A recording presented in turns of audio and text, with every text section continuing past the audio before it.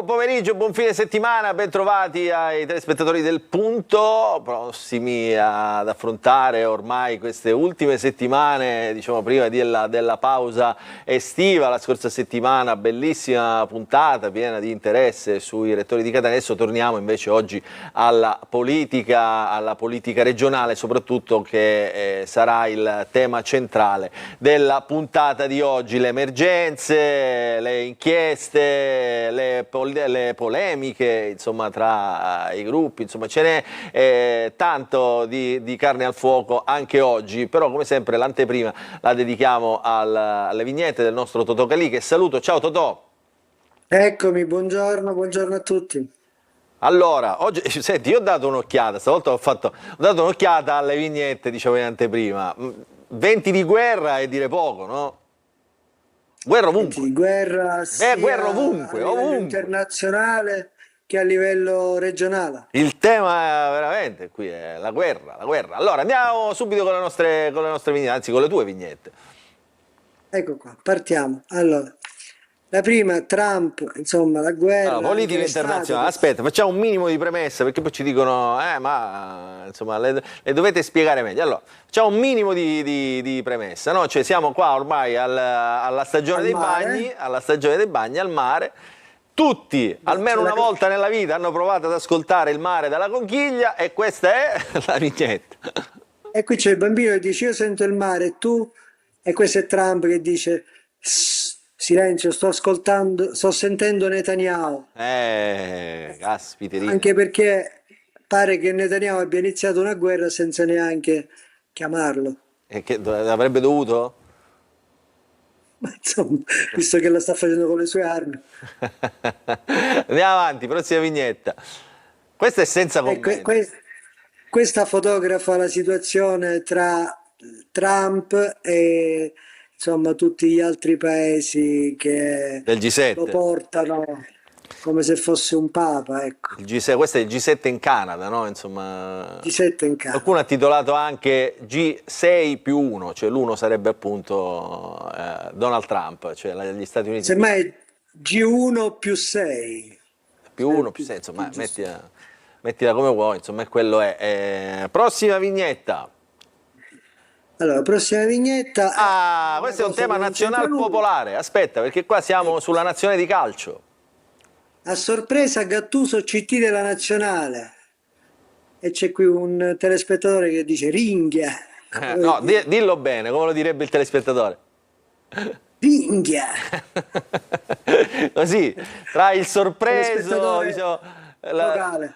esatto, tra il sorpreso, l'esclamazione così di forza, no? Insomma, in qualche modo. Prossima vignetta. Prossima vignetta, Ah, ecco questa è qui. fantastica, questa è Questa fantastica. se la vuoi iniziare tu, la vuoi iniziare tu. La Che già introduco, fa la ridere introduco. Allora, questa fa ridere settimana, da allora, solo. torniamo in studio. Questa settimana c'è stata una polemica causata da un post social sulle pagine del presidente Renato Schifani. Cosa è successo? È stato pubblicato un post creato con l'intelligenza artificiale, evidentemente creato con l'intelligenza artificiale, perché all'inizio del post c'era la richiesta, diciamo, l'istruzione per creare il contenuto. Andava più o meno così, ricordo a memoria, creami un post sull'emergenza idrica, un post social sull'emergenza idrica in Sicilia. E quindi poi è stato pubblicato questo post ed è rimasto post creato, diciamo, frase creata con l'intelligenza artificiale, pubblicata sulla pagina del Pensa, Presidente. I giornali si sono scatenati ovviamente, quindi che è successo? Questa è direi. la vignetta. E questa è quella vignetta, appunto, c'è uno Schifani in mezzo a tanti macchinari, un po' come un scienziato pazzo. E qua il presidente della ragione. Insomma, Il presidente della ragione, vabbè, insomma, ci sta anche questa. Prossima vignetta, abbiamo le ultime due, una ritorna Trump eccolo qua, ormai è il tuo che, soggetto preferito secondo me. che si scatena, vabbè, ma lui è un po' come il Berlusconi locale, A livello le due internazionale, cioè persone non te ne fai mancare una. internazionali. Sì, perché è già una caricatura di suo. Allora, prossima, quindi questa Qui qua. si scaglia contro l'Iran con la cravatta di Israele e lui è il famoso Ali Mortacci. Ali Mortace, insomma, ci può stare. Abbiamo l'ultima vignetta, no, Totò? L'ultima vignetta. L'ultima vignetta Ah, riguarda, questa è come sappiamo, l'ultima il notizia presidente di cronaca. Galvagno. Sì. Allora, facciamo un minimo di Che premessa anche qui. facciamo anche qui un minimo Il di premessa. presidente dell'Assemblea regionale siciliana, Gaetano Galvagno, sarebbe indagato per corruzione, fughe di notizie, indiscrezioni, insomma, ovviamente con le correlate polemiche politiche e ovviamente con lo scambio di accuse. Adesso in questa trasmissione ne parleremo anche in maniera un po' più approfondita per cercare di capire cosa è successo. Quindi la vignetta del tuo prodotto è questa qua. Beh, richiama un po' la guerra e un po' le guerre locali. C'è questo aereo che precipita, dove c'è lui alla guida, dice Mayday, Mayday, mi hanno silurato, bombe sull'Ars. Beh, questa è una bomba pesantissima, pesantissima. Vedremo cosa succederà. Ovviamente, come dicono tutti, fiducia, no? Fiducia. Fiducia, Nella magistratura. fiducia nella magistratura. Allora, Totò, ci vediamo la Vabbè. prossima settimana. Mi sa che è l'ultima la prossima. Poi ci D'accordo. fermiamo per fare i bagni, vediamo Perfetto. se riusciamo a fare qualche bagno quest'estate e poi ritorneremo ovviamente con Buona- la nuova stagione. Però ancora abbiamo un'altra settimana, quindi ce la godiamo. Succederà di tutto, come sempre, nella settimana siciliana e noi pronti a raccontarlo anche con le vignette. Speriamo. Anche per me. Ciao Totò, buon fine settimana. Buona continuazione. Allora, ai nostri telespettatori invece dico, state lì, tra un po' cominciamo, oggi avremo nel menù collegamenti con il congresso regionale del Partito Democratico, poi tanti ospiti per parlare di emergenze, siccità, sanità ovviamente, qualche notizia dell'ultima ora sulla permanenza dell'ospedale di cardiochirurgia pediatrica a Taormina, all'interno dell'ospedale di Taormina, quindi abbiamo un po' di notizie fresche proprio dalla giunta regionale. Quindi state lì, mi raccomando, dopo la sigla comincia il punto.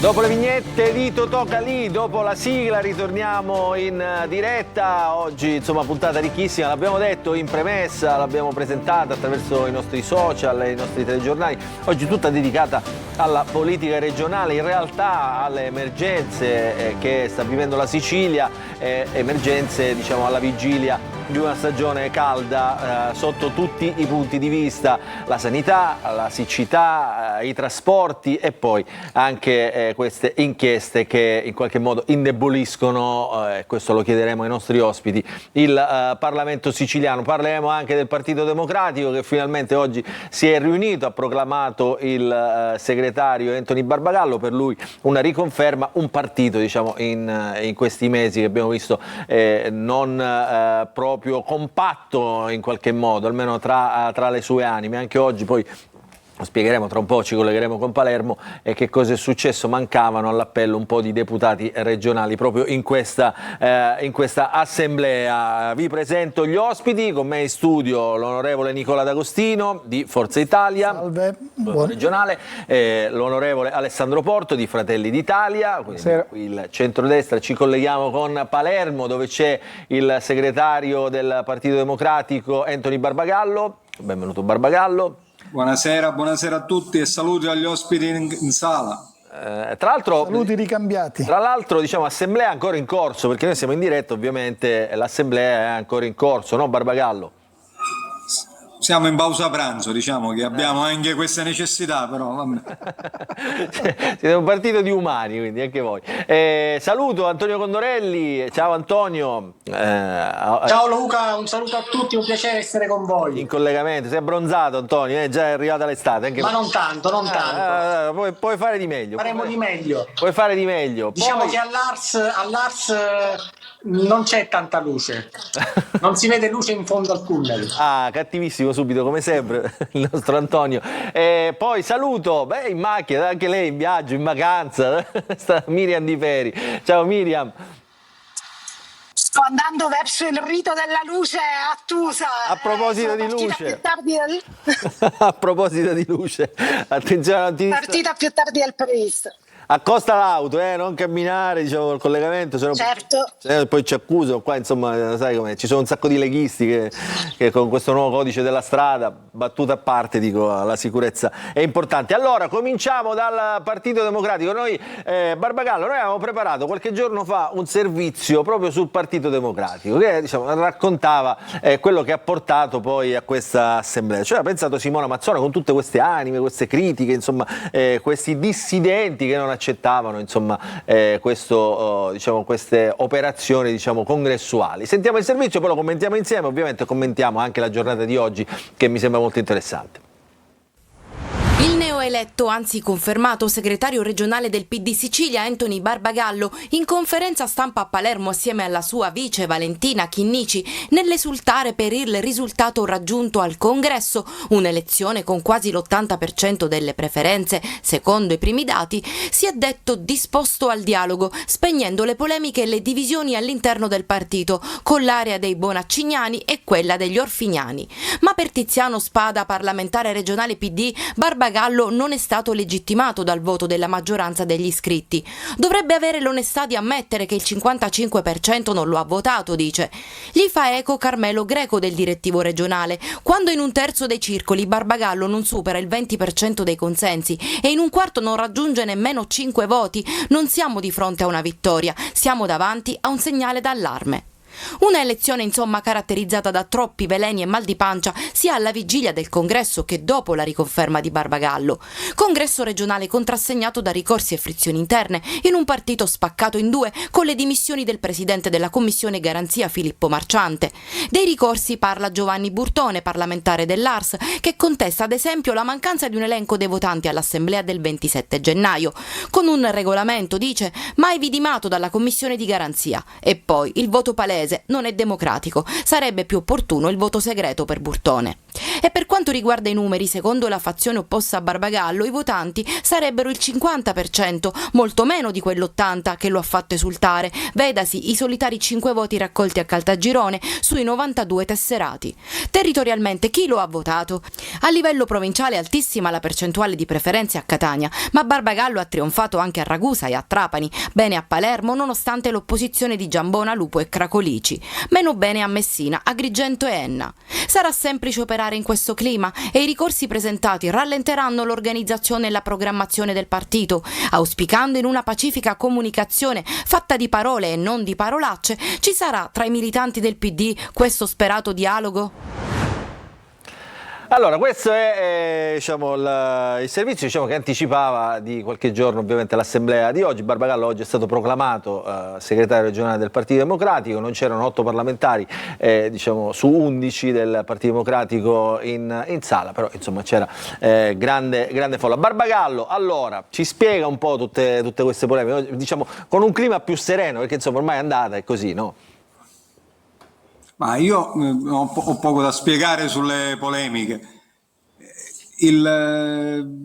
Oggi il partito riparte con una legittimazione forte, si chiude un percorso congressuale che è durato 6 mesi, accompagnato in ogni fase dal Partito Nazionale, prima con responsabile organizzazione, che io non ricordo che è accaduto altre volte in passato, che è venuto direttamente ad accompagnare e presiedere l'assemblea che approvi le regole, poi dalla direzione nazionale del partito che all'unanimità ha detto che il regolamento da applicare in Sicilia era quello, così come in altre regioni, vedi ad esempio la Calabria, che ha votato nello stesso periodo, nella stessa finestra congressuale, e ha nominato un politico di lungo corso, un dirigente di lungo corso come Nico Stumbo, ad accompagnare passo per passo il partito siciliano.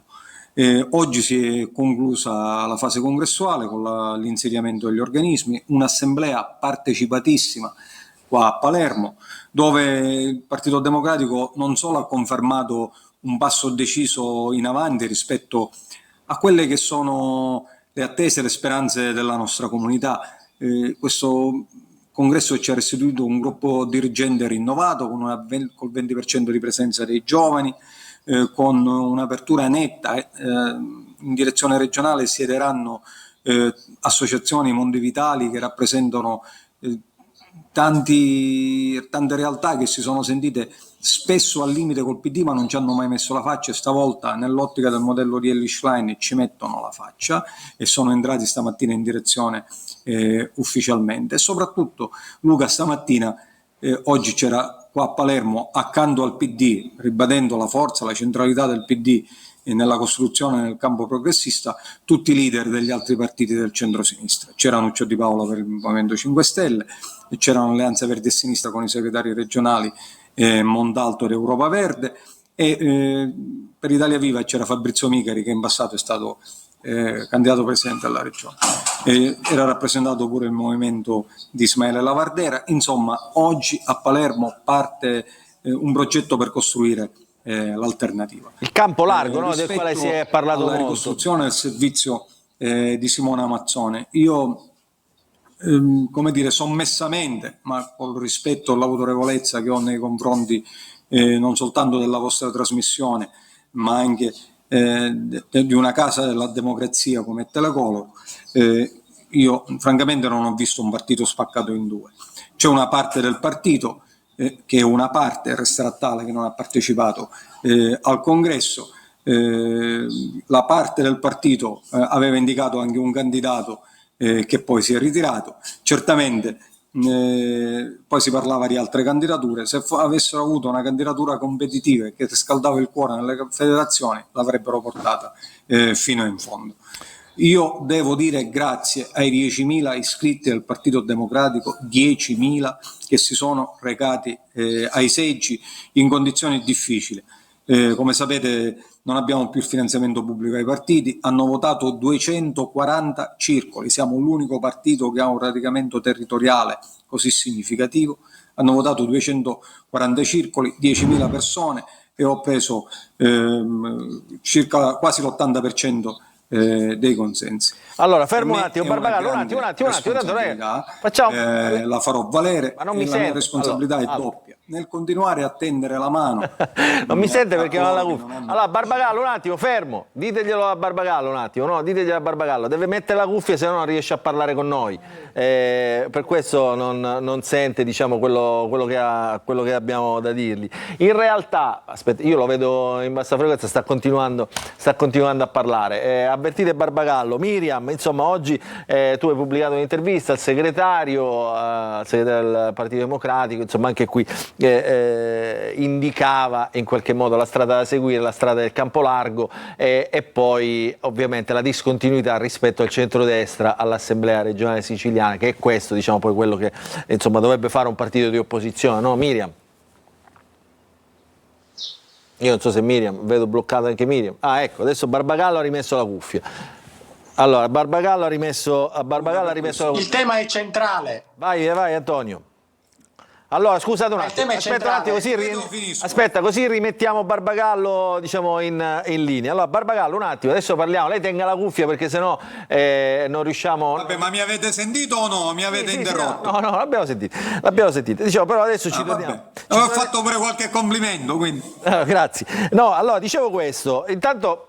Per sorridere, l'agenzia ANSA ha battuto una notizia, dice che ha parlato all'assemblea regionale, all'assemblea del Partito Democratico, all'assemblea regionale del Partito Democratico, anche quel famoso morto di cui si parlava, no? Che dice il candidato, quello infatti che... sarà gettonatissimo il 47 sulle ruote di Palermo, morto che parla. Che si chiama Marcello Corrao. Ecco, era lui, no? È un dirigente. Era Marcello Corrao, dirigente, componente, autorevolissimo dirigente. Però questo, ecco, rende l'idea delle censure che sono state mosse con i ricorsi, ecco, per fare così intendere. Stiamo riportando, diciamo, tutto alla normale dialettica. Non si stancano invece i suoi oppositori, c'è anche un'agenzia che riguarda Rubino che dice lei perde anche quando gioca solo, dice perché non c'erano questi deputati regionali. Ora, al di là della dichiarazione di Rubino, però 8 deputati, diciamo, su 11 assenti, adesso come si fa a rimettere, diciamo, insieme tutti quanti, perché diciamo, voi siete comunque opposizione al Parlamento regionale. Due sfide deve affrontare. Forse Condorelli mi stava facendo una domanda, rispondo dopo, Sì. scusate. Prego, prego. Allora, Anthony Barbagallo deve affrontare due sfide. Formalmente è il segretario del Partito Democratico. Dobbiamo sottolineare che gli oppositori non hanno presentato una candidatura forte e alternativa a lui. Però la spaccatura resta. La prima sfida è quella interna. La seconda sfida, e qui c'è la domanda, è: quando inizierà il Partito Democratico a costruire l'alternativa a Renato Schifani? Ha intenzione di farlo? Perché di fatto abbiamo visto nella manovrina come ci sia piena sintonia con il governo. Non c'è stato un voto contrario alla manovrina, ci sono stati soltanto voti astenuti e il Partito Democratico e il Movimento 5 Stelle addirittura hanno ritirato gli emendamenti.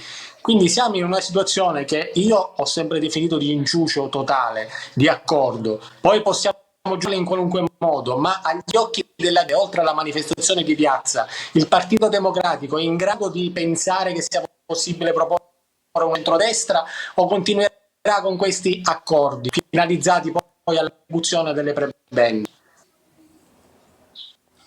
Allora, per quanto riguarda il rapporto con la parte del partito che non ha partecipato al congresso, io credo che in questi anni è emersa una linea chiara, che il Partito Democratico non è il partito degli eletti, nonostante io da tanti anni ormai sono tra gli eletti.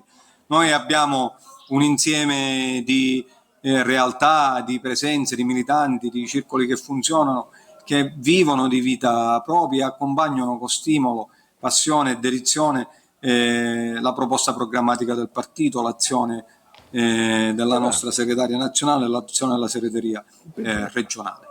E a trionfare in questo congresso è stata la parte del partito rappresentata dai non eletti, tantissimi amministratori locali. Oggi c'erano tutti i nostri sindaci che hanno partecipato qua all'assemblea, tantissimi consiglieri comunali e assessori comunali.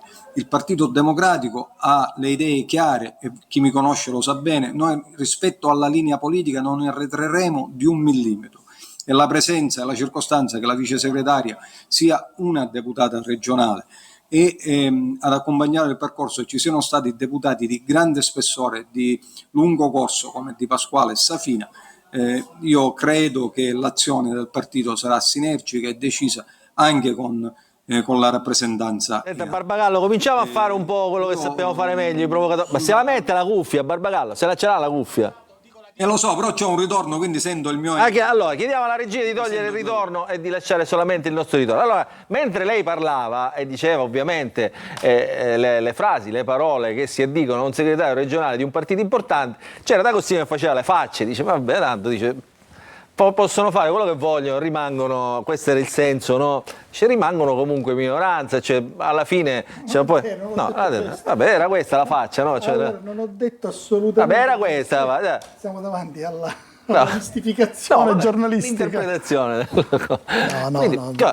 Capisco che Anthony deve giustamente dare una giustificazione, non intendo entrare dentro il loro dibattito, ma deve dare delle motivazioni all'iter congressuale. Poi ha ragione Antonio Condorelli, c'ha il problema interno che deve recuperare, perché deve recuperare, c'è una parte che non ha partecipato al congresso e quindi va recuperata. Al suo posto farei questo, il primo atto da fare è questo, recuperare quella parte e poi organizzare la proposta politica, no? Ma non riuscirai, Luca, a farci... E voi non vi spaventa? Guarda, oggi c'erano veramente...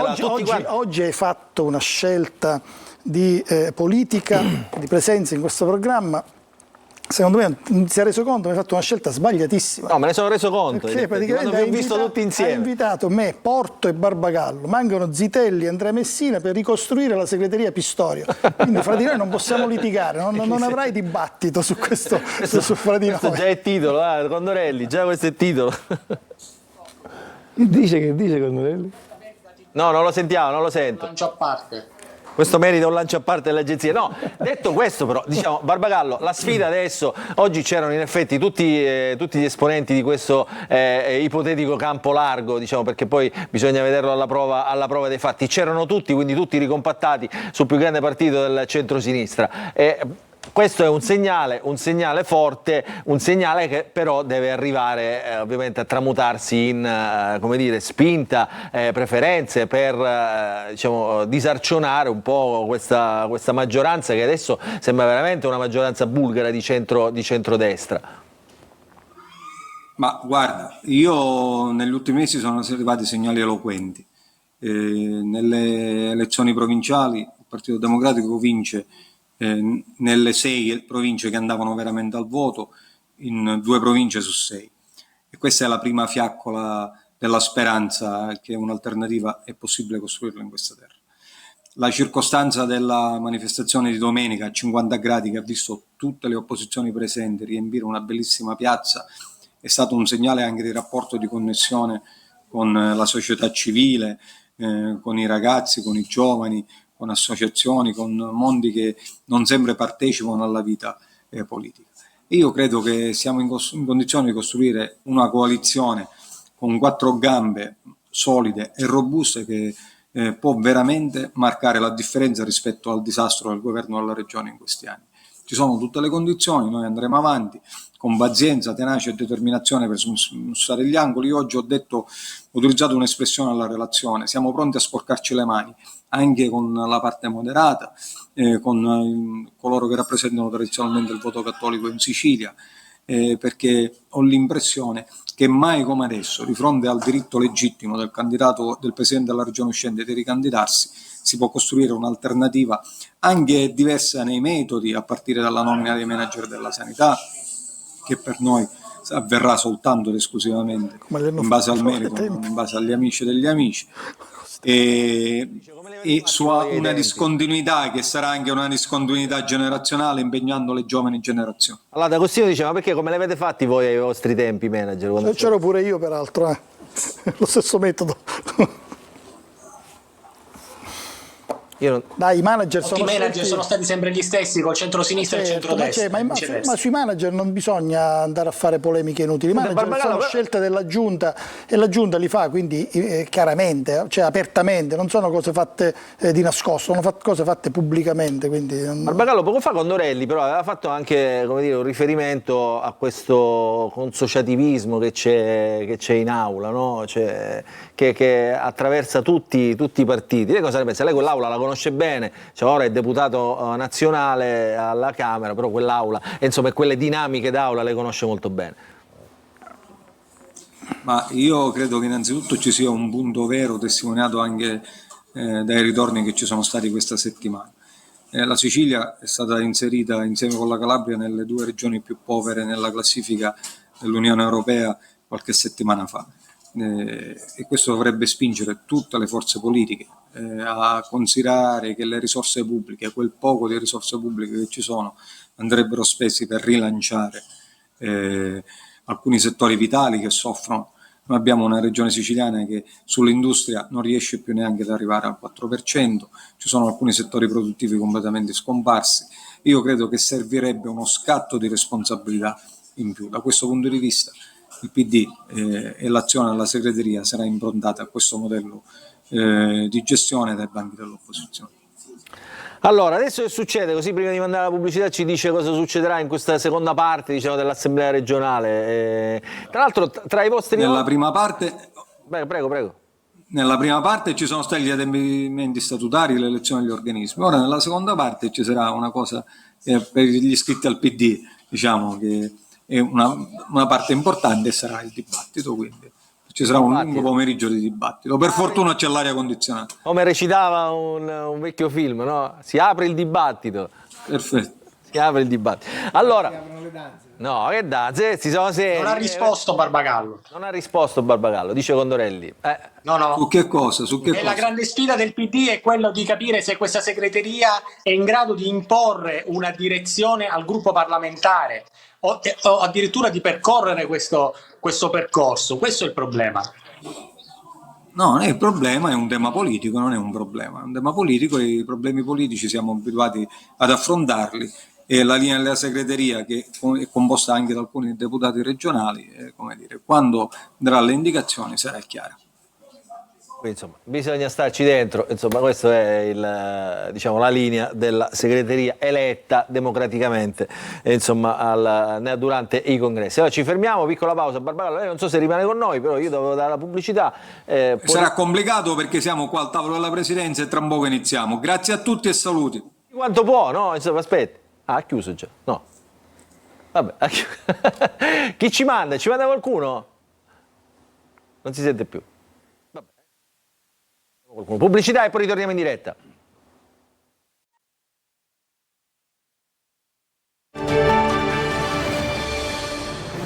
Rientriamo in diretta. Allora, tra un po' avremo con noi anche Nuccio Di Paola, che ci ha raggiunto, era all'Assemblea regionale del Partito Democratico, adesso sarà qui con noi in studio. A proposito di Movimento 5 Stelle, la settimana scorsa l'avevamo detto, c'è stata la marcia di protesta del Movimento 5 Stelle per tenere vivo il tema della sanità, che è uno dei grandi temi, una delle grandi emergenze, e tra l'altro Nicola D'Agostino, che è qui con noi, è in Commissione regionale sanità, quindi conosce bene anche il tema.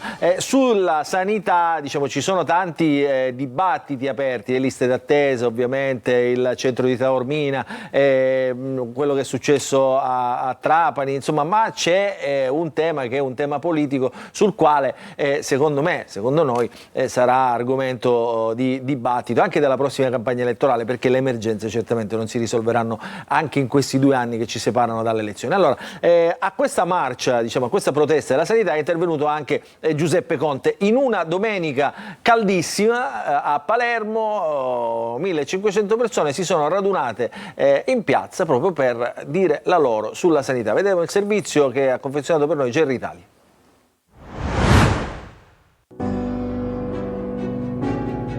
Palermo, 15 giugno, piazza Bologna Gremita, oltre 1500 persone arrivate da tutta la Sicilia, striscioni, cartelli e tanta rabbia. La manifestazione Sanità per Tutti, organizzata dal Movimento 5 Stelle per denunciare il collasso del sistema sanitario regionale. Tra i presenti anche Giuseppe Conte, arrivato da Roma per guidare il corteo e ascoltare le testimonianze. Prima di salire sul palco, infatti, l'ex premier si è intrattenuto con i familiari delle vittime dei ritardi diagnostici a Trapani e con malati oncologici costretti a viaggi estenuanti per ricevere cure fuori dalla Sicilia. Storie che parlano di abbandono, liste d'attesa infinite, carenze strutturali e personale insufficiente. Il progetto alternativo a questo governo siciliano, a questo governo nazionale, deve partire dalla sanità, dove non è sufficiente soltanto dire più finanziamenti. Dobbiamo eliminare sprechi, inefficienze, rompere quel saldo legame che si è creato tra la politica marcia e il malaffare del campo sanitario. Dobbiamo romperlo. Accanto a Conte in piazza i parlamentari del Movimento 5 Stelle, gli esponenti del PD, di Alleanza Verdi Sinistra, i sindacalisti e i movimenti civici. Un fronte comune, almeno per un giorno, a difesa del diritto alla salute. Il Movimento 5 Stelle ha chiesto in Parlamento la calendarizzazione urgente della mozione contro le liste d'attesa. Per i rappresentanti siciliani si tratta di una vera e propria emergenza sanitaria. Dal palco il coordinatore regionale Nuccio Di Paola e il capogruppo all'Ars Antonio De Luca hanno denunciato il caso delle cure tempestive garantite a Matteo Messina Denaro in contrasto con la realtà dei cittadini comuni e hanno puntato il dito contro il progetto di smantellamento del centro di cardiochirurgia pediatrica di Taormina, eccellenza pubblica H24 a vantaggio, secondo gli organizzatori, di interessi privati su Palermo. E sapete perché è così? Lo sapete chi l'ha preso sta appalto? L'ha preso il San Raffaele. Chi è il presidente del Sanfà? Raffaele Angelino Alfano! La manifestazione si è chiusa con un messaggio politico chiaro: il tempo delle promesse è finito, se il governo non interviene deve andare a casa. Da Palermo dunque un primo segnale programmatico del futuro modello Sicilia: la sanità pubblica è un diritto da difendere. Allora, saluto Nuccio Di Paola, che è arrivato nonostante la Palermo-Catania attraversata. Questa è veramente un'infrastruttura terribile. Allora, saluto Nuccio Di Paola, coordinatore del Movimento 5 Stelle in Sicilia. Allora, Nuccio Di Paola, subito una provocazione. Diciamo, era una domenica calda, era certamente pomeriggio, tutto quello che volete, però diciamo, ci aspettavamo noi cronisti che guardavamo, diciamo, con attenzione questa piazza, una partecipazione più ampia. In quanti eravate? 1500? Io non so, i cronisti sicuramente si aspettavano la sua folle oceaniche. Arriva Giuseppe sicuramente, dico. Però quello che forse non si dice o non si è detto, perché noi l'abbiamo ribadito più volte, è la prima piazza realizzata su una tematica. Cioè non era una piazza di campagna elettorale per l'elezione di un sindaco, per l'elezione di un presidente di regione o europeo o nazionale. Era la prima piazza su una tematica e su un fronte comune, perché io ringrazio ovviamente tutti i contenitori, le sigle di partito che hanno partecipato e che ho voluto fortemente fare intervenire sul palco. Era una piazza multicolore, la prima in Sicilia, c'erano 1500 persone, dico che di domenica pomeriggio, il 15 giugno, che vengono lì non per sostenere un candidato, ma di fatto per una tematica che è importante, l'abbiamo detto sul palco, oggi, e questo secondo me è un discorso trasversale che lo notano tutte le forze politiche, mi dispiace che non lo noti l'assessore attuale alla salute, i siciliani non si stanno curando più, la maggior parte dei siciliani ha difficoltà a curarsi e non lo dice Nuccio Di Paola ma lo dice una sigla importante come Gimbe a livello nazionale. Purtroppo chi oggi non ha un reddito che gli possa permettere di vivere tranquillamente in Sicilia non può curarsi, perché le liste d'attesa io le ho chiamate liste della vergogna e per questo dico qui ci sono due colleghi dell'Assemblea regionale siciliana, fin dalle variazioni di bilancio adesso che ci saranno a luglio mettiamo subito i fondi per cercare di dare la possibilità a quei siciliani che ahimè vedono un esame rinviato a 6 mesi, non di dire loro vabbè mancano i medici, dobbiamo fare i concorsi, purtroppo i medici stanno diminuendo, eccetera, ma di dire loro, di dare loro la possibilità di potersi fare un esame che può salvare loro la vita, perché la prevenzione è importante, però questa è una sensibilità che dobbiamo avere tutti, indipendentemente dal colore politico. Quella piazza è a testimonianza del fatto che i siciliani oggi sono stanchi e quella è la prima piazza. Non so, però, noi continueremo. No, però guardiamo anche l'altro lato della medaglia. Non ci fermeremo sotto questo punto di vista. Continueremo a mobilitare i siciliani piazza per piazza, ma non, io l'ho detto chiaramente sul palco, non solo per una protesta, perché non è una questione di protesta. Noi lì sul palco abbiamo lanciato delle proposte. E il fatto che all'ASP di Palermo, l'ASP con 1.200.000 siciliani, manca il manager perché ad oggi sono passati 5 mesi e rispetto a domenica è passata un'altra settimana, è inconcepibile. Io non so da cosa dipenda, da litigi, non lo so. Per carità, il manager dell'ASP di Palermo si dovrà pur nominare, non ci sono dubbi, ma non credo che questa sia la proposta per risolvere le liste d'attesa di tutta la Sicilia. Le proposte onestamente non le abbiamo capite quali sono, ma ci saranno. C'è una legge, Luca, Nicola, c'è una legge del 1998 Scusa, fammi parlare, che permette l'applicazione. Fammi continuare, le proposte ci saranno pure, ne parleremo, se avete le soluzioni, per carità, perché no? Ma la verità non è un problema né di soldi e non è un problema neppure di medici, che purtroppo non ci sono, è un problema di organizzazione.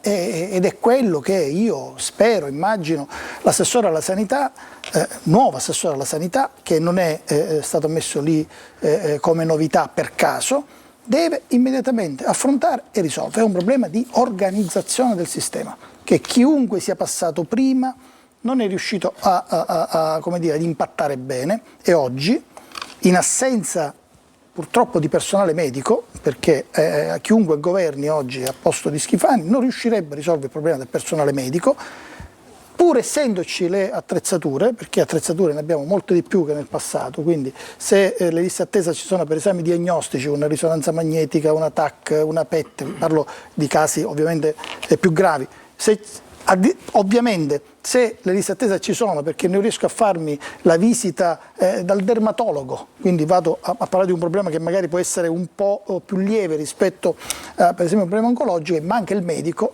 lì è un problema solo di organizzazione. Ci sono, tra virgolette, degli sprechi nella sanità che sono sprechi da disorganizzazione, che bisogna assolutamente lei dice cambiare. Con un po' di organizzazione si ritorna. Questo è compito dell'assessore, è compito dei 2 direttori generali dell'assessorato ed è compito dei 18 manager che, impattando cambiando metodo nella organizzazione, possono chiaramente diminuire queste liste d'attesa. Allora, chiedendo anche la collaborazione col cittadino. Brevemente dico, fatemi salutare un attimo. è 7 anni che hai provato ad organizzarli. 7 anni. Adesso il problema è diventato più grave. Ma allora, sai, fatemi salutare. Miriam l'abbiamo riconnessa. Ciao Miriam, ti risaluto. Ecco, l'abbiamo Sì, scusate, stessa odissea di Paola sulla Palermo-Catania. È bellissima, sembriamo, guarda. Mi sono fermata all'area di sosta, ecco. Guarda, ti faccio vedere, sembriamo il walkie race oggi, perché in macchina anche Ismaele Lavardera, che saluto, oggi tutti in auto. Di Paola era in macchina. Allora, Lavardera, buon pomeriggio. Ma devo dire che D'Agostino cade sempre dal pelo, perché per D'Agostino la sanità siciliana è tutta a posto. Cioè, l'ultima volta che siamo arrivati lì, la volta scorsa, stessa Tirichera. Per lui è tutto ok, da 7 anni e mezzo il centrodestra governa in Sicilia come se nulla fosse. Mi chiedo che c'è qualche problema, quindi l'onorevole D'Agostino secondo me dovrebbe un attimo andare nella vita reale, calarsi nella vita reale e comprendere che al governo stanno loro e che evidentemente i problemi non li sanno cambiare. Questo è un dato di fatto. Io penso che invece Lavardera e anche Nuccio Di Paola hanno la necessità di enfatizzare il problema, poi alla fine organizzano una manifestazione di piazza, tutta l'opposizione e vengono 1500 persone, forse.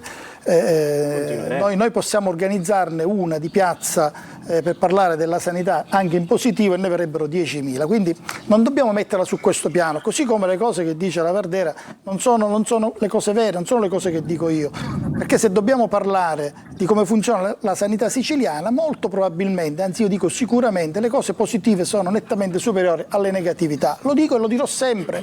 Poi ci sono delle negatività, non è che possiamo dire che siccome la bilancia è nettamente per le cose positive, perché oggi in Sicilia ci si può curare bene, allora facciamo finta di non vedere dove sono problemi. D'Agostino, però, diciamo, che ci sono. La Lavardera collegata è quello che ha sollevato il caso del medico del civico, con tutte quelle porcherie poi scoperte che si dovranno ovviamente presunte. La rete ospedaliera. Ma sono episodi. A proposito allora, di a parte al di del fatto, no Luca, ascolta, no, al di là del fatto che il caso del medico del civico è stato oggetto di indagine giudiziaria e hanno archiviato. Quindi ora poi di che cosa parliamo? Rete ospedaliera. Ah, ce l'abbiamo. Mi ha fatto una domanda, lei mi può fare un'altra tua così. Lavardera dice non è vero. Allora io non dico, adesso ci arriviamo. Non dico io che quelle cose, aspetta Ismaele, io non dico che le cose che sono state poste da Ismaele Lavardera e da quel medico non siano problemi reali. Sono problemi reali, ma non è che sono il problema di tutta la sanità, sono aspetti negativi di un sistema sanitario. Vogliamo parlare di aspetti negativi, ma ne troveremo uno in ogni ospedale al giorno. Poi però se volete io ve ne porto 99 in ogni ospedale di positivi al giorno. No, 99 te ne porto. Ascoltami, in ogni ospedale ci sono quotidianamente.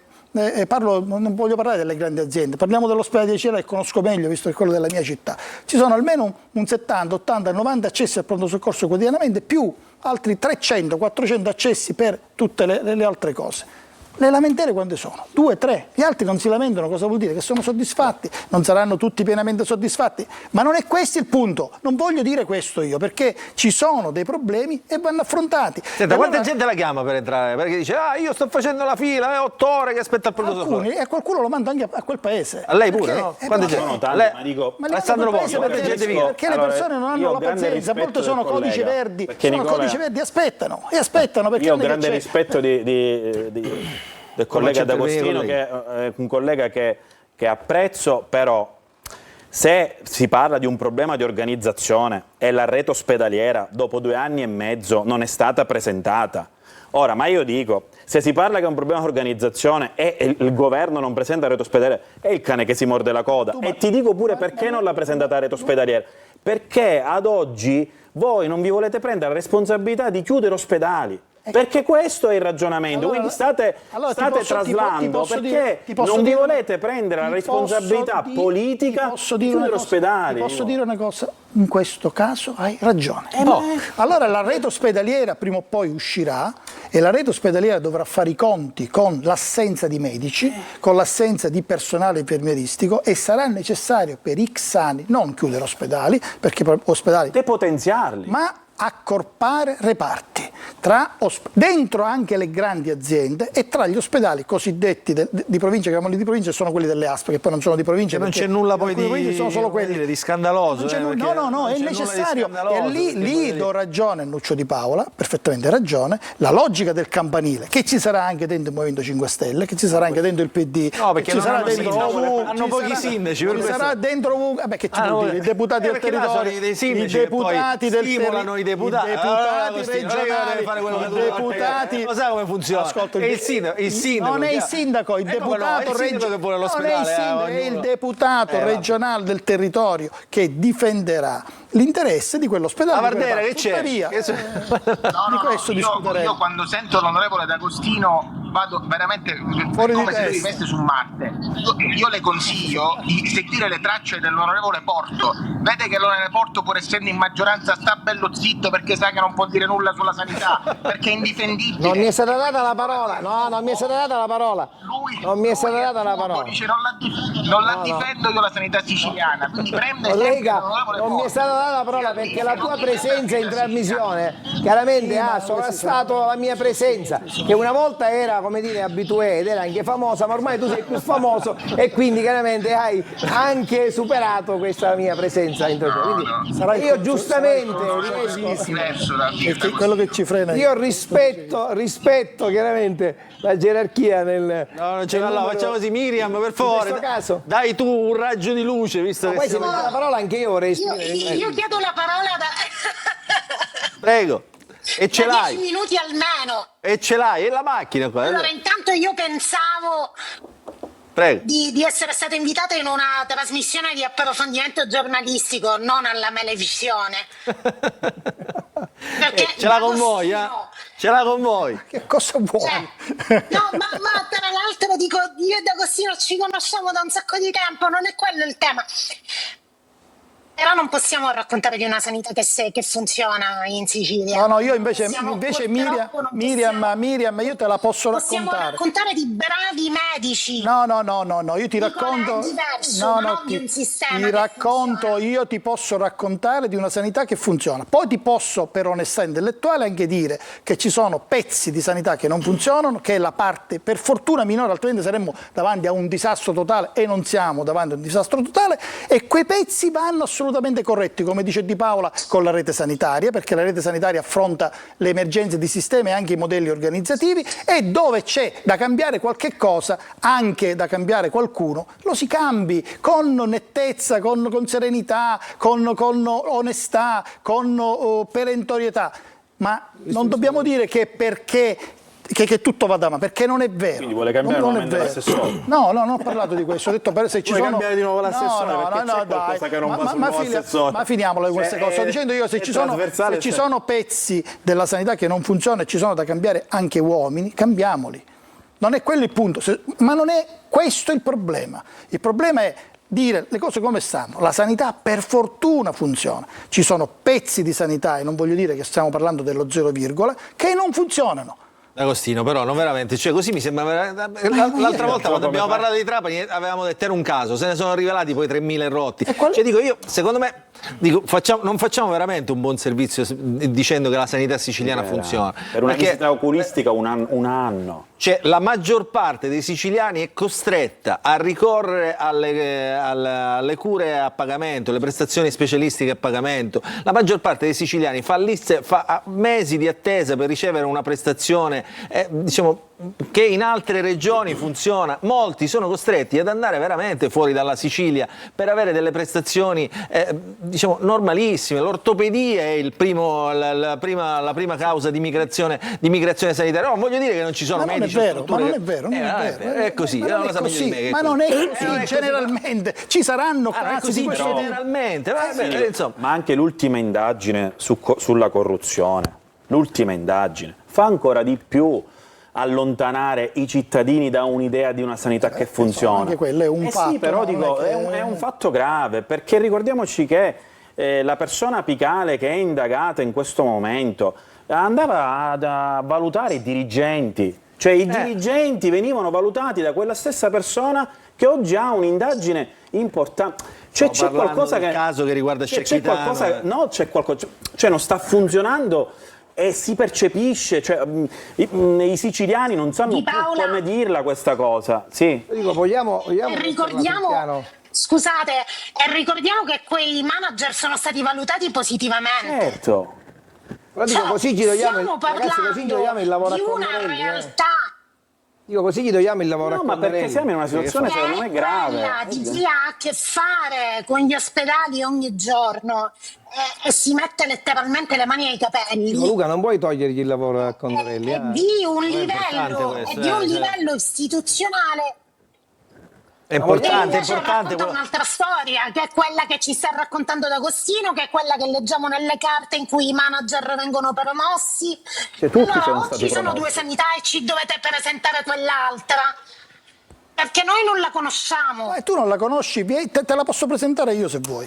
Vieni e ti ci porto io in questa sanità che funziona. D'Agostino, io sono molto contenta che l'ospedale di Cireale No, Cireale, anche gli altri ospedali di Catania, anche di Palermo, e probabilmente anche quelli di Trapani funzionano. Sto dicendo che non vuol dire questo nascondere la testa sotto la sabbia o la spazzatura sotto il tappeto. Ci sono i problemi, non sono la maggioranza. Le cose complessivamente funzionano bene, per fortuna, perché altrimenti avremo 4 milioni di persone che ogni giorno hanno bisogno di sanità e non l'avrebbero.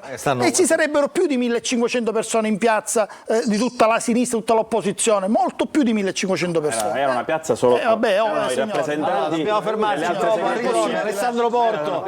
Non è possibile. Che succede? Rimettiamo, diciamo, il punto centrale. Posso parlare? Prego. Dico, io vorrei riprendere dall'intervento di Nuccio Di Paola, anche perché, come dire, vorrei un po' fare il mio lavoro di qualche anno fa. Opinionista.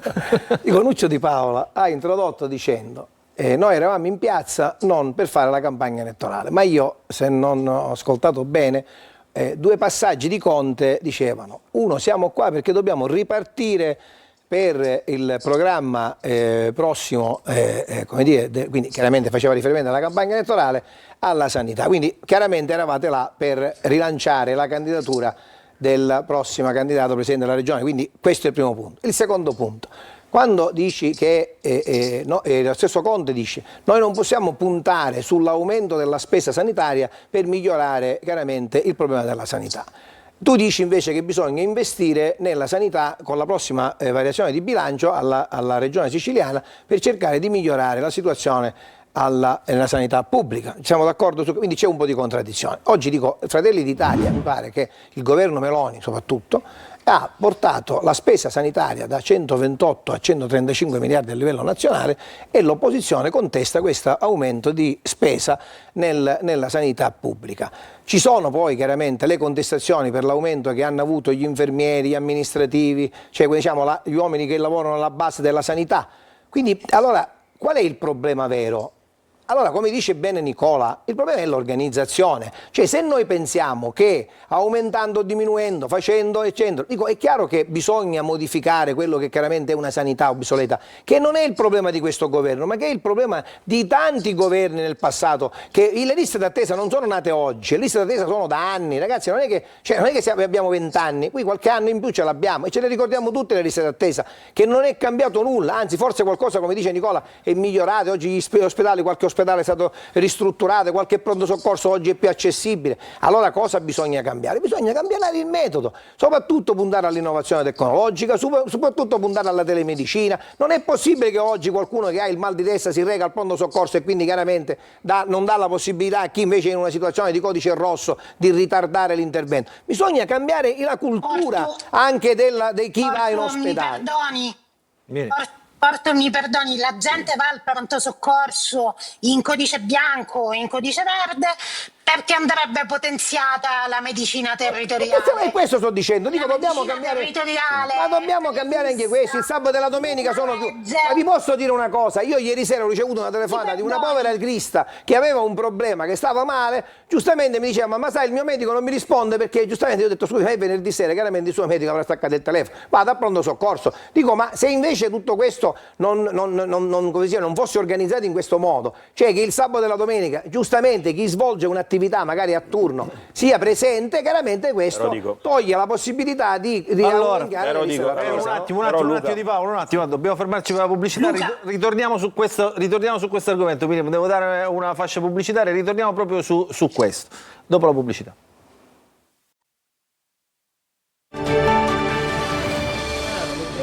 Il dibattito è sempre acceso, anche fuori onda. Allora, Antonio Condorelli, Onda secca per l'opposizione. Quindi per Condorelli, per Nuccio Di Paolo. Riuscirà a immaginare un percorso parlamentare di proposta sulla sanità, un percorso che preveda delle tappe, oppure ritroveremo Renato Schifani che ringrazia l'opposizione per la collaborazione nella manovrina e magari poi spunta qualche presepe o qualche festa di paese? Ora, questo è il tema, perché signore, è inutile girarci dall'altro lato. Questo è il tema, lo abbiamo detto prima, anche parlando di cose. Esatto. Io ho un pensiero netto su questo. Quindi. Il consociativismo, questo è poi alla fine, no? È questo il tema. Di Paola, prego. Ma allora, è chiaro che le proposte sulla sanità le andremo a fare insieme come Movimento 5 Stelle, Partito Democratico e Controcorrente. Ci sarà un dibattito che abbiamo già iniziato, perché quell'evento di piazza è un inizio di un percorso che comunque c'è già in Assemblea regionale siciliana. Poi ci tengo a precisare una cosa importantissima, perché poi sai, spesso fanno passare il messaggio, ok, del tutti uguali, tutti facciamo le stesse cose. Non è così. E anche in questa variazione di bilancio a luglio ce ne sarà la dimostrazione sotto questo punto di vista, perché poi è facile far passare il messaggio, ok sì, ma l'hanno fatto quelli, lo fanno tutti. Non è assolutamente così, perché l'opposizione deve assolutamente fare degli emendamenti alla manovra, alle manovre che presenta il governo regionale. Ovvio che quegli emendamenti devono essere degli emendamenti forti, devono essere degli emendamenti che possono fare la differenza. Poi se verranno approvati o non verranno approvati non dipende da noi, perché l'Assemblea regionale siciliana ad oggi conta 48 deputati di 47 deputati di maggioranza, o che comunque tendono alla maggioranza. Siamo 47 ma non c'è stato 23. un solo voto contrario alla manovrina. No, non è così. L'unica astensione ad oggi sui documenti economici, finanziari, e te lo dico io che sono anche vicepresidente, spesso mi capita di presiedere l'Assemblea, è stata su quest'ultima variazione di bilancio fatta a giugno, quando è stato alla prima settimana di giugno, dove c'erano solo 8 articoli su emergenze per quanto riguarda la regione. Non c'erano emendamenti né dalla maggioranza, posso dire come funziona dall'opposizione. Allora, che ne dica Nuccio, finiamola con la retorica, no?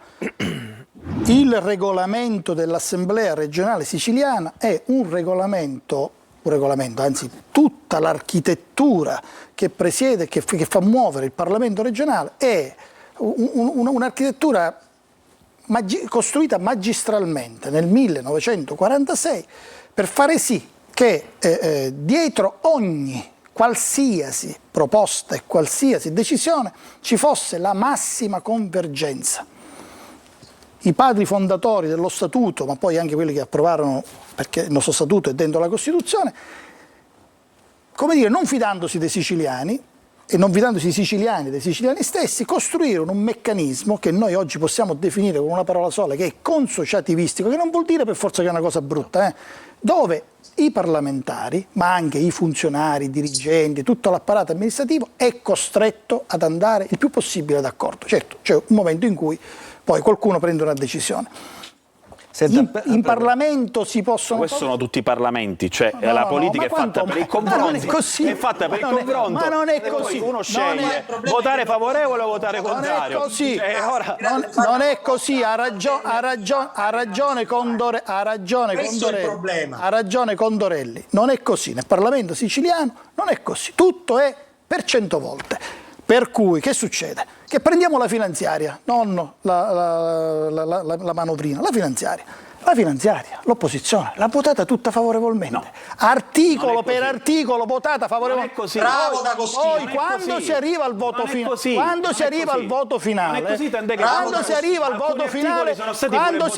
voto finale, c'è la foglia di fico, e si vota contro. Ma tutti gli articoli, uno per uno, non è così. Al 99%. Ma non è assolutamente così, perché come dico io. Ma scusa, ma se il Presidente della Regione dice di non chiamare il voto segreto, vi abbiamo bocciato un bel po' di articoli. D'Agostino, guarda che secondo me, dico, io non so come andrà a finire a luglio, io credo che ve ne andrete a casa molto ma molto presto, perché io credo state implodendo a livello di governo regionale e state implodendo anche come assemblea regionale. Schifani ha fatto un comunicato di ringraziamento all'opposizione. Renato Schifani ha ringraziato l'opposizione. E ha fatto bene, perché era giusto. Altro che opposizione, ma sulla manovra, la stampella della maggioranza. Se mi fate concludere. Sulla manovra di giugno ha fatto bene, perché comunque sulla manovra di giugno c'erano solamente articoli, e possiamo andarli a vedere, che riguardano emergenze sulla regione siciliana. E questo riguarda agricoltura. In questo ragione Nucci. Non c'entra nulla, è normale che avrebbero fatto bene a votare favorevolmente, anzi al contrario, avete fatto male ad astenervi. Io mi preoccupo che Ismaele è zitto. No, non c'è, è scollegato in questo momento, è frizzato. Luca. Prego Miriam. Luca. Prego Miriam. Aggiungo, perché ne abbiamo scritto un paio di giorni fa, ecco. C'è un'indagine in corso in questo momento che coinvolge il Presidente dell'Assemblea rispetto ad alcuni contributi che erano inseriti in una manovra finanziaria del 2023. Io mi sono presa la briga di ricostruire l'iter di quella manovra, sono andata a cercare il resoconto stenografico del momento in cui si è votata quella manovra e c'è un virgolettato di Giorgio Assenza, capogruppo di Fratelli d'Italia, che si scagliava contro l'opposizione, dicendo esattamente questo: state votando contro dopo che vi siete presi tutto quello che vi potevate prendere. Cioè, parliamo del 2023. Esatto. Una prassi da cui probabilmente questa opposizione dovrebbe cominciare a discostarsi, ecco. Cioè, ci sono gli atti parlamentari, sono i resoconti stenografici che lo dicono. Però dico, voglio precisare una cosa. Questo è un fatto, però. Sì, però voglio precisare, un'opposizione che riesce a far passare emendamenti o proposte dell'opposizione è a mio modo di vedere, è un'opposizione meritevole. Vuol dire che tu, cara maggioranza, bravo D'Agostino. Vuol dire che tu, cara maggioranza, non riesci a portare avanti. Mollo da una parte, ma non hanno il coraggio della verità. Mollo da una parte. Condorelli senza coraggio Scusami, ma se io devo scusate. O sono 47 in maggioranza, no, però quindi dico, voi siete irrilevanti. Sbagliate, a me dispiace. Io sono arrabbiato. A me sbagliate. Io mi arrabbio. Tutto questo spazio che viene dato all'opposizione è sbagliato. Sbagliate di grosso, perché volete far passare. Il centrodestra continuerà a governare. Volete far passare. Volete far passare. Sono all'opposizione. Volete far passare. Ma quale indagine? Sono all'opposizione e si siedono al banchetto come tutta la maggioranza. Ripeto, volete far passare un'indagine per corruzione. E ripeto, lì ci sarà la magistratura che andrà a tirare fuori, state mischiando la le verità. Carte, scusami. Volete cercare di mischiare le cose. Lucio, ma stai mischiando tu, perché dico, non c'entra questa cosa. Non rispondere, però fatemi parlare. Allora scusate, però dovete farmi parlare. Perché se in qualche modo no, però teniamo la linea su un tema. Però se vi accavallate, allora. Sì, ma se parliamo sul tema. Ma se noi parliamo, scusami, se noi parliamo di un ragionamento in assemblea tra l'opposizione eccetera, se noi dobbiamo parlare di un'altra cosa, parliamo di un'altra cosa. Aspetta, però se rimaniamo in tempi, vorrei che fosse chiaro, se no diventa faccio un attimo di ordine. Aspetti di Paolo, faccio un attimo di raccordo, perché c'è del mittente. C'è l'accordo con l'opposizione di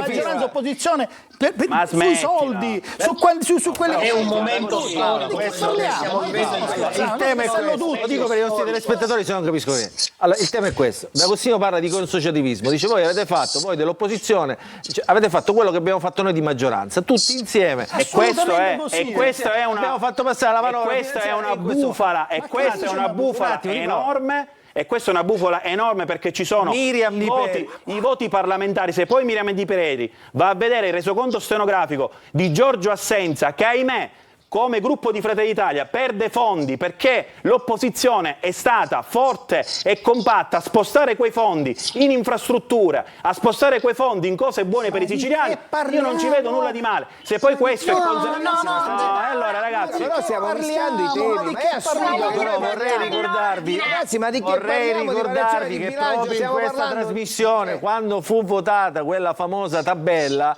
c'era qui di fronte a me il presidente dell'Assemblea regionale siciliana, il presidente Galbagno, il presidente dell'Assemblea regionale siciliana, che ha detto che questo metodo non va perché qualcuno aveva sollevato che tra maggioranza e opposizione c'erano dei fondi in minoranza, ovviamente minori per le minoranze e maggiori per la maggioranza. Al contrario. Erano maggiori, al contrario. Ogni deputato aveva una cifra da €1 milione ciascuno. Ma non è questo il punto, allora, Antonio. ripeto, Meccanismo. nella finanziaria è normale che ci siano dei fondi, dopodiché ogni deputato e ogni gruppo politico, maggioranza e opposizione, fa degli emendamenti per andare ad indirizzare quei fondi o su un'infrastruttura o su un'associazione. Ma chi l'ha detta? Come che l'ha detta? È così. Questa è la dottrina di Totò Cuffaro. Perché io mi chiedo, no, Antonio, perdonami, che la maggioranza, in presenza di fondi, faccia delle scelte, poi si organizza come vuole, si organizza con gli assessori, con i deputati, con i gruppi politici, faccia delle scelte dove indirizzare dei fondi, che poi la indovina, la sbaglia, il buon costume, il mal costume, è una scelta della maggioranza. Ma che cosa c'entra la minoranza? Ma come cosa c'è? Ma cosa c'entra la minoranza nella finanziaria che è della maggioranza? Che si siede a tavola con la maggioranza? Ma se non riuscite a fare le scelte? Ma finisce, la verità è che il consociativismo non riuscite a fare scelte. Allora, guarda, no, D'Agostino, la io verità credo è che collaborano. D'Agostino, io credo non che votano D'Agostino favorevolmente oramai è andato in tangenziale. Credo che è andato in tangenziale. Io sono convinto. Non mi piace la verità. Io credo che noi ci siamo capiti. Sia alla Camera che al Senato le opposizioni devono fare opposizioni, e se tu i fondi li metti alle associazioni o ad Acireale e noi li mettiamo su infrastrutture o su cose generiche, dico, io sono contento, e tu bocciamelo. Se siete maggioranza, boccialo. Siccome c'è un maxi emendamento dove ci allora che c'è l'accordo, si chiama accordo, alla fine e si chiama accordo consociativistico, alla fine e non c'è né maggioranza né pure opposizione, c'è un corpo solo che si muove e poi fa, scusa Miriam, e poi fa la finta al voto finale, fa la finta di essere maggioranza e opposizione. Ma dai, Miriam, allora, alla fine volemo se bene, andiamo avanti. Forse dobbiamo complimentarci con D'Agostino, perché in effetti eravamo partiti dal fare il processo alla sanità pubblica, sulla quale siamo tutti d'accordo che sia un problema da risolvere, tranne D'Agostino. Miriam, io dico che ci sono problemi da risolvere. Tanti problemi nella sanità. Guarda, e ci sono io tante cose positive. Quindi ti posso dire, facciamo completare un attimo, Miriam, il ragionamento qual è? Però poi il ragionamento devi far fare alla fine è stato il più schietto di tutti. Sì, eravamo partiti da lì. D'Agostino è stato bravissimo a deviarci e ricordarci Avero. Abbiamo un problema anche con l'opposizione e quindi ci siamo ritrovati a discutere con Di Paola. Non lo so se è il malcostume nella maggioranza. No, qua un discorso, ripeto, c'è un discorso e questo mi dispiace perché poi alla fine questo modo anche di commentare alcune cose e di distorcere la realtà nei confronti dei siciliani fa sì che da 20 anni la Sicilia è governata da Lombardo. Non è retorica. Perché a questo punto, cosa vorrebbe D'Agostino? Che l'opposizione non andasse in assemblea, ce ne andiamo a casa, quindi l'opposizione non deve... Caro D'Agostino, facciamo opposizione che tu gli emendamenti non te li porti a casa, tu gli emendamenti non te li porterai a casa. Quando porterai un emendamento noi te lo voteremo contro, e il fatto che tu oggi ti lamenti è perché che anziché portarti a casa non so quanti milioni di euro, te ne sei portati a casa molto meno, e quello è merito dell'opposizione, e continuerà, perché adesso in questi 2 anni o ve ne andate a casa o non porterete nulla ad Agostino. Già a luglio questa manovra sarà non una guerra, sarà un Vietnam, perché si vedrà, imploderete. Perché dice ognuno vorrà... No, imploderanno, loro a luglio imploderanno, non potranno più fare, e qui te lo sottoscrivo, non potranno più fare manovre finanziarie ed economiche, a meno che, dico, non si mettano d'accordo come maggioranza. Con l'opposizione, no, gli diamo quello che vogliono, guarda che finora chi non si è messo d'accordo è la maggioranza, perché se siete 47 ci potete mettere all'angolo. Vuoi sapere una cosa? Alla prossima volta anche Porta. Attenzione, alla prossima volta anche Porta. Se siete 47 ci potete mettere all'angolo. Alla prossima volta anche Porta si mette nel mezzo anche Porta. Potete non far toccare palla, siete 47. Io dico questo, guarda. E fatelo. Ascolta, ti dico 2 cose. Fatelo, siete 46. Due cose, poi mi taccio. Fatelo. La prima, che io farei così, anche se poi questa finanziaria dura un mese. Fatelo. Facciamo così, ma ti dico di più, hai ripartito bene. Fai le proposte vere d'opposizione sulla sanità, se ritieni che... Noi le proposte faremo su tutti 25 milioni di euro. Fai le proposte sulla sanità. La domanda iniziale era se questo... Fai le proposte. Vi pongo un altro problema, Antonio. Sta dicendo una cosa, la domanda dice, ovviamente, vi pongo un altro Antonio Condorelli dice, la domanda iniziale, che poi era, diciamo, quella dove è partito tutto, dice, questa opposizione è in grado di creare e di, come dire, tracciare un percorso virtuoso che gli faccia fare l'opposizione in modo da... facesse l'opposizione come si deve e non solo l'ostruzionismo parlamentare sulla sanità con le proposte. Le proposte, caro Antonio, sono state presentate, noi abbiamo presentato più disegni di legge. Il punto è che le commissioni sono bloccate dalla maggioranza. Noi abbiamo presentato un disegno di legge banalissimo che dice: se fai il manager dell'ASP non puoi fare l'assessore comunale, se fai il manager dell'ASP di Palermo non puoi fare il giorno dopo l'assessore regionale. Cambiamo le leggi, e noi le abbiamo presentate queste proposte. Quando ti devi candidare a deputato, caro D'Agostino, ti dimetti da sindaco pure, e ti dimetti 6 mesi prima. Sì, ma non sono queste le cose che cambiano. No, queste cose cambiano, ma certo che cambiano. Di Paolo, che cambiano? Come che cambiano? Qual è la proposta per il pronto soccorso? Sono la proposte manifeste. Qual è la proposta per le guardie mediche? Abbiamo presentato pure delle proposte come disegno di legge, e per tutelare ad oggi i medici che rischiano a livello di sicurezza all'interno dei pronto soccorsi, perché li dobbiamo tutelare quei medici che se ne stanno andando via dalla sanità pubblica e vanno alla sanità privata perché non si sentono tutelati, e ci sono dei disegni di legge.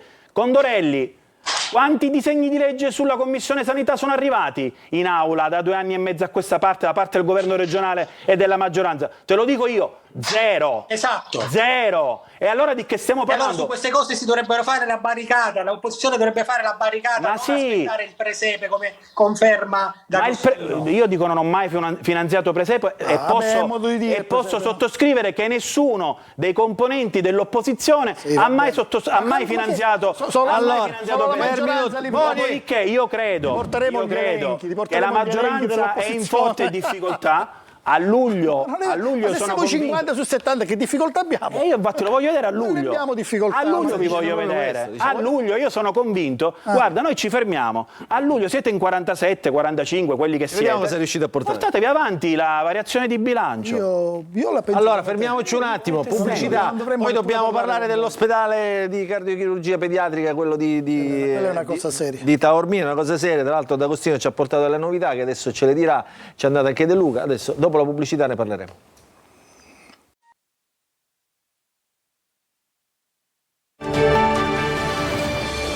Rientriamo in diretta. Allora saluto Miriam Di Peri che è andata via, ovviamente doveva raggiungere, essendo in autostrada, qualche posto. Immagino che andasse a Tusa per il rito della luce, anche lì la purificazione ce ne vorrebbe per tanti. È rimasto con noi Antonio Condorelli, Nicola D'Agostino, deputato regionale di Forza Italia, Nuccio Di Paola, coordinatore regionale del Movimento 5 Stelle, Alessandro Porta, deputato regionale di Fratelli d'Italia. Allora, abbiamo detto prima di andare in pubblicità, abbiamo delle novità che riguardano nel centro di cardiochirurgia dell'ospedale San Vincenzo di Taormina, convenzionato col Bambin Gesù. Questa settimana è andata a trovarli perché c'è stata una manifestazione dei genitori, quasi una settimana diciamo accampati in tenda per chiedere attenzione. È andato a trovarli anche il sindaco De Luca, che dice di essere presente su questa questione. De Luca è anche deputato regionale e quindi insomma dice lui ha avuto delle interlocuzioni adesso in maggioranza, ha avuto delle interlocuzioni col presidente Schifani. Allora prima vi faccio vedere De Luca, poi D'Agostino ci dice quali sono le novità, perché quelle che so io, non è quelle che diciamo, c'è un rapporto diretto insomma con il presidente Schifani, con il direttore Iacolini, quindi qualcosa in più si saprà.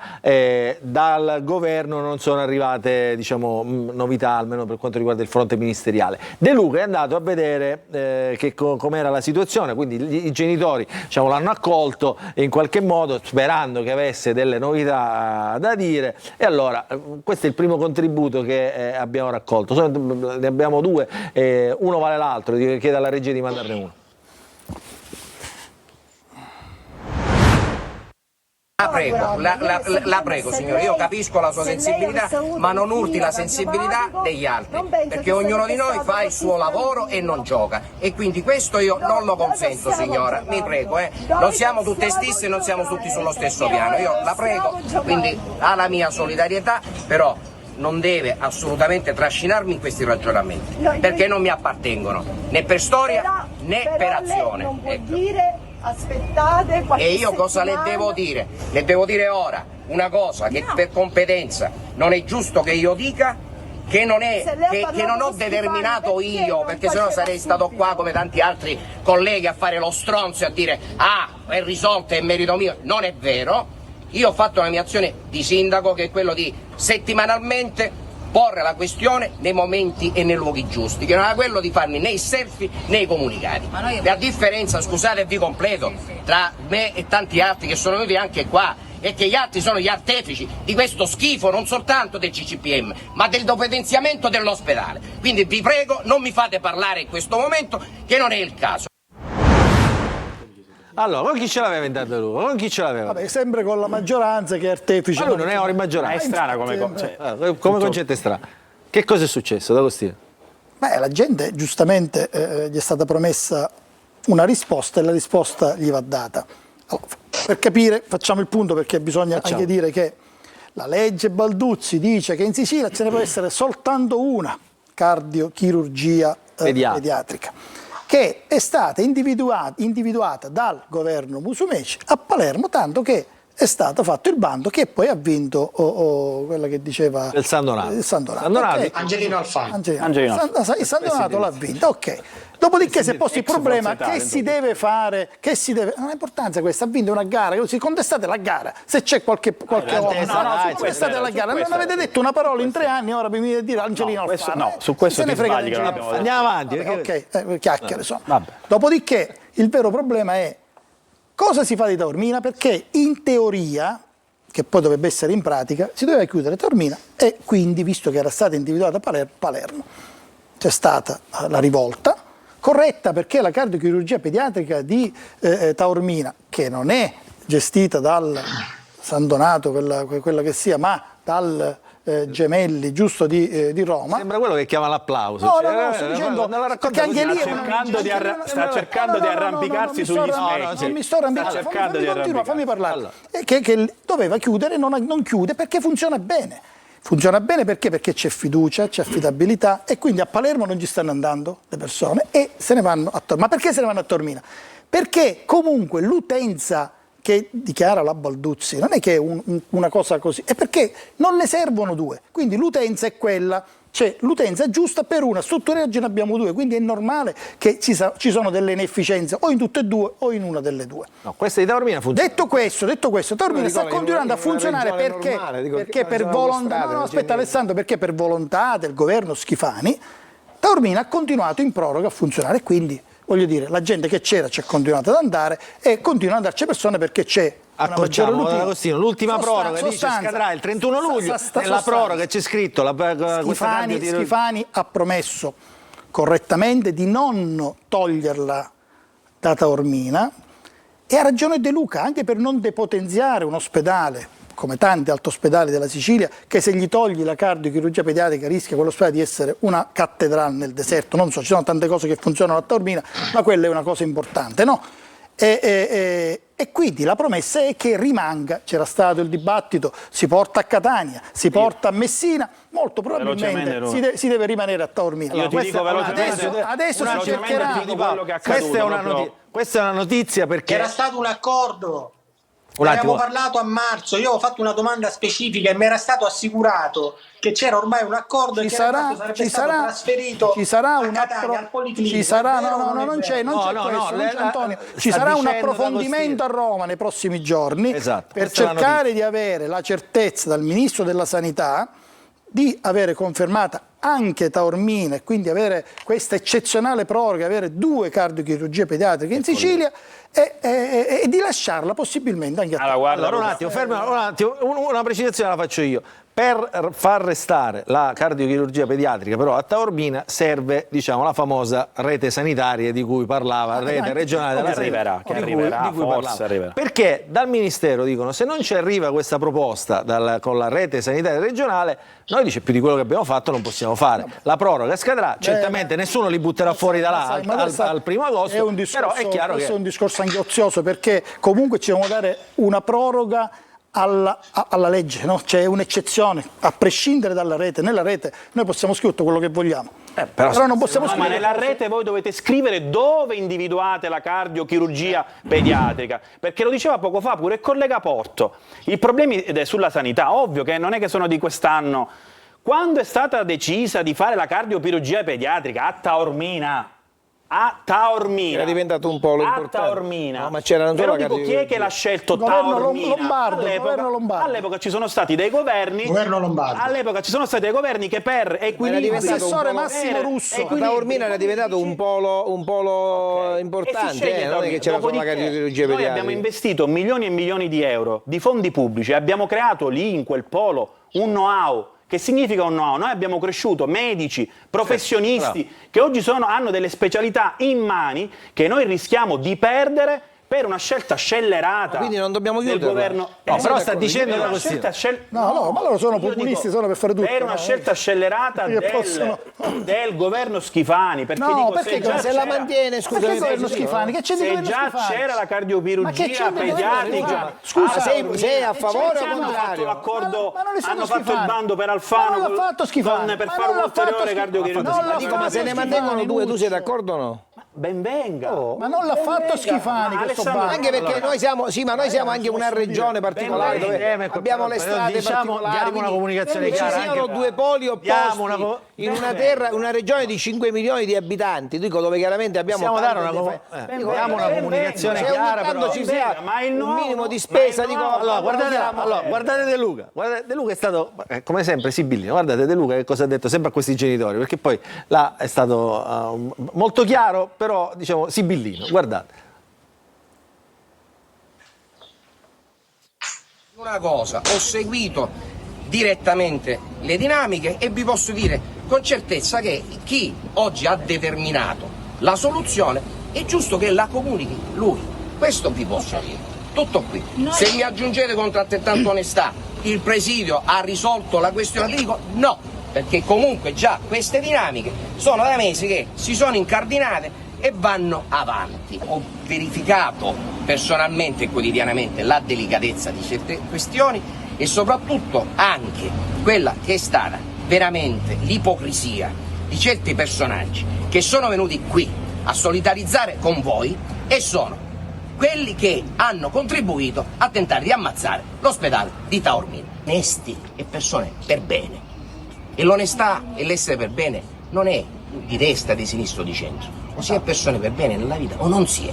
Certo. Questo è il tema. Quindi non sto facendo riferimenti politici, sto facendo riferimenti però a personaggi. Ma secondo lei cosa dovremmo fare noi genitori di questi bambini? Quello che voi state facendo è giusto. E dobbiamo continuare così? Noi siamo disposti a farlo. No, se volete, voi mi avete chiesto un consiglio. Sì, glielo stiamo richiedendo. Io vi sto dicendo, per le cose per come si sono incardinate, state qui o non state qui, si chiuderanno per come già sono state incardinate. Quindi già sono stati Si tratta soltanto ormai di ufficializzare. l'ufficializzazione la deve fare il Presidente della Regione. Allora, lui dice, c'è una soluzione, dice, ve la deve dire, però lui non la può dire, lui la sa, però non la può dire. Dice, l'ufficializzazione la deve fare, l'ha detto il Presidente Schifani. Ancora c'è un approfondimento da fare a Roma. Quando l'approfondimento da Roma darà l'ok, e allora il Presidente della Regione, che si è assunto questo impegno, che ha già ottenuto un grande risultato, che è quello di non chiudere la cardiochirurgia pediatrica di Taormina, perché la cardiochirurgia pediatrica di Taormina, la gara, il bando per Palermo non l'ha fatto Schifani se l'è trovato. E chi l'ha fatto? Il governo precedente. E chi è? Il governo precedente da chi era composto? Ma se tu parli di Schifani... Ma siete sempre gli stessi, tu Agostino. Ma sì, ma sempre gli stessi siete. Ma ragazzi, ma state dicendo però che era la legge. Scusami, però ragazzi, dico, ma chi ci ascolta da casa, per cortesia, diamo le notizie importanti. La legge dice che bisogna per ogni regione avere una cardiochirurgia. Per ogni regione, per secondo degli abitanti. In Sicilia una, perché comunque è la legge. Poi c'è la questione del Scusami, quindi è chiaro che la gara si doveva farla così. Nel centrodestra ha fatto una gara per aprirne un'altra. Farla pubblica. Quindi qualcuno nel centrodestra, che non è Schifani, è stato Musumeci, Razza, non lo so chi si è succeduto, perché oramai ci sono da 7-8 anni, quindi non riesco più a individuare chi possa essere. Nel centrodestra hanno deciso di aprirne un'altra. Bene, se ne aprono un'altra e già la legge non lo sapevano che era una per regione? Dico sì. Quindi quando è stato fatto quel bando è stato fatto per aprirne una. Ora, se il Presidente Schifani ne ottiene la proroga, chapeau, la proroga non ce n'è più. Ma se per una volta la politica fa una cosa che chiaramente non è in linea con quella che chiaramente è la normativa e ne beneficiano i siciliani, non è una cosa carina, invece di buttare il denaro per una volta si fanno le cose. Ci voglio da Taormina a Palermo, ma se per una volta non si rispetta la normativa e si fanno due cose, sarà un passaggio, un iter. Applaudiamo a chi è che ha fatto una cosa del genere, se ci riusciamo. Possiamo lasciare i cantieri dell'ANAS ancora per qualche anno dicendo e chiedendo la proroga, siccome ci vogliono 4 ore. Non è giusto, non è una giusta motivazione. Non è una giusta motivazione. Noi abbiamo trasporti che non esistono, abbiamo strade che sono praticamente un colabrodo, quindi che ci siano due carte. Stiamo parlando di bambini, ma Luca, ma stiamo parlando di bambini. Siamo tutti d'accordo. Ragazzi, ma basta che ne salviamo uno, parliamo di spreco di risorse della sanità e ci preoccupiamo se facciamo una cosa invece importante per i nostri figli, che può capitare a ognuno di noi, speriamo che non succeda mai, e noi ci stiamo preoccupando. Dico, ma cerchiamo di essere tutti sulla stessa linea e cerchiamo di batterci affinché veramente ci siano due cardiochirurgie in questo momento, poi più avanti se ne parla. Ci preoccupiamo perché c'è stato un governo di centrodestra o presente o passato, ma sempre centrodestra, miope, che già aveva la cardiochirurgia pediatrica a Taormina e ne ha aperto un'altra. Punto. Poi se oggi è arrivata comunque una notizia da parte di D'Agostino, che insomma parla con il dirigente della sanità, parla con il Presidente. Ragazzi, ma il governo precedente da una chiusura di presidi, di attività, come dire, che andava controcorrente a quella che era l'esigenza dei siciliani, ha avviato un processo di ampliamento, di riappropriamento dei cittadini di quello che è chiaramente il proprio diritto alla salute. Noi ci stiamo lamentando. Ragazzi, ma che ruolo facciamo? Ma siamo parlamentari o siamo messi là che siamo stati nominati? Ragazzi, ma noi la gente ci vota perché dobbiamo fare questo, dobbiamo difendere quelle che sono i loro diritti. Avrei problema sulla rete ospedaliera. Al contrario, qui parliamo di spreco di risorse. Da un lato diciamo che ci sono pochi medici e dobbiamo ottimizzare,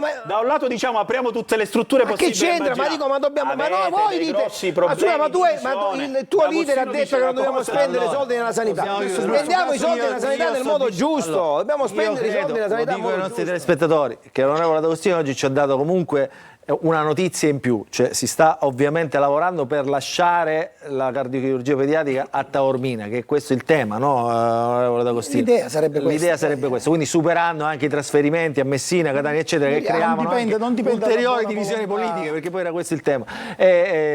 Quindi adesso ci dovrà essere un passaggio tra la Regione e il Ministero per individuare il percorso per tenerla. Per definire il percorso, perché il percorso già è stato in qualche modo, è 2 anni che si fa un percorso percorso che otteniamo le proroghe. Adesso si deve definire, non è che si può andare avanti sempre nella provvisorietà. Ha ragione Di Paola che serve la rete, ma anche in attesa della rete il percorso, purché sia sulla strada giusta e quindi il governo e quindi il ministro ci dicono ok, si può fare, se si può fare si andrà avanti.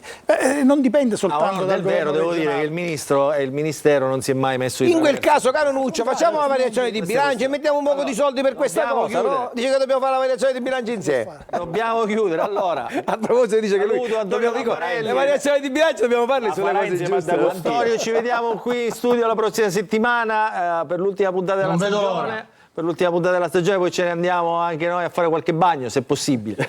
Ci dà qualche consiglio lui, no? Sta girando un sacco di posti, un sacco di località, bellissime. Tra l'altro, poi fa vedere le foto, le cose, cioè, vabbè, fantastico. Allora, Antonio, lo aspetto qui la prossima settimana. Onorevole D'Agostino, grazie per essere stato con noi, grazie all'onorevole Lucio Di Paola, grazie all'onorevole Alessandro Porto. Saluto anche Ismaele Lavardera, che in una zona d'ombra prendeva, non prendeva, insomma, anche lui si è dovuto scollegare. Saluto anche Miriam Di Peri, che è stato con noi. Doveva esserci con noi il capo missione di Mediterranea Saving Humans, anche lui ha avuto probabilmente qualche problema di collegamento, di connessione, perché era qui a Palermo, lui vive qui a Palermo e partecipava tra l'altro all'assemblea regionale del Partito Democratico, anche qui insomma no, fa parte di questo campo largo anche l'ONG qua. Come funziona? Lo chiede a Di Paola in chiusura? No, non ho idea, io dico... Deve essere lì, ha detto vero. Ero lì a Palermo, non ho visto, non lo so. Non ha visto Casarini? No. Ci hanno detto che sta arrivando, quindi quello è il tema, ce l'hanno scritto anche adesso. Va bene, lo scopriremo nella prossima puntata. Grazie a tutti per averci seguito, buon fine settimana, appuntamento alla prossima settimana, sempre qui, Telecolor, Antenna Sicilia, Il Punto. Buonasera. Buonasera. Ciao.